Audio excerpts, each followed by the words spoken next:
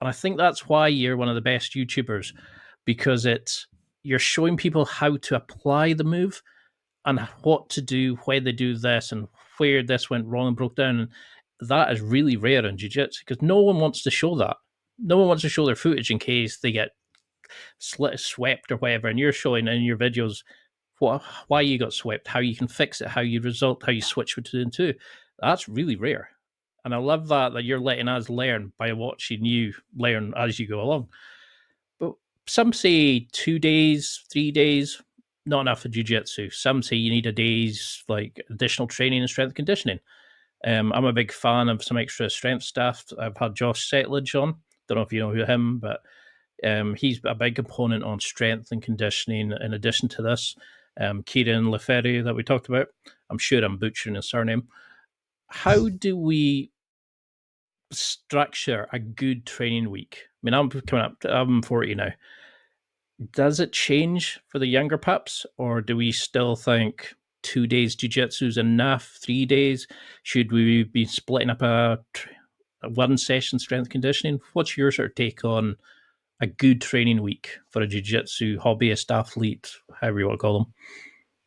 Yeah, like it's hard to give specific advice only because like everyone has different different factors in their life. Like if people are more stressed out than others, they're not going to recover as quickly as other people. Like that's such an important thing, is to try to live a stress-free life, which I'm trying to do, because when your body's in a state of stress, it's the exact same as being like being like you can't recover. Like you're not in recovery mode if you're stressed, right? So it's going to be very hard to train like 5-6 days a week if you can't even recover because your body's in a state of stress. So that's one thing that's really important, and everyone is so stressed out there, including myself, right? So like that's one thing everyone should work on. But and it also factors in what they're eating, their lifestyle, everything like that. So but people say, I've heard people say that, oh, twice a week is like useless basically, and those people are just crazy because like I think people take jiu-jitsu too seriously, and in the sense that like it's just a good time. It's a sport. It's have fun. If you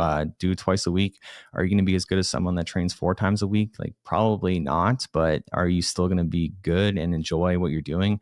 Probably, and that's what matters most. And I've said this a lot in other podcasts as well, that like I think if your goal isn't to be the absolute best in the world, then it's not a big deal if you're not the best in your gym, or you're not it's just like you can be not great at something and still enjoy it. Like there's things that I'm not great at, but I still enjoy. And, if I put the time and effort, maybe I would get like really great at it, but I'm okay with like being mediocre at some things, but some things I'm not okay with being mediocre at, including jiu-jitsu and martial arts in general. So, I think strength and conditioning is important for people that lack physicality, like, because I've just been really lucky to have genetically just like I can build muscle very easy. I'm very like strong and very mobile and flexible. And, I just kind of got lucky that way. So I don't really do a whole lot of strength and conditioning or anything outside of jiu-jitsu, just like a little bit. But, as someone, if they're just naturally kind of like weaker, yeah, they would definitely need, strength is going to help them for sure.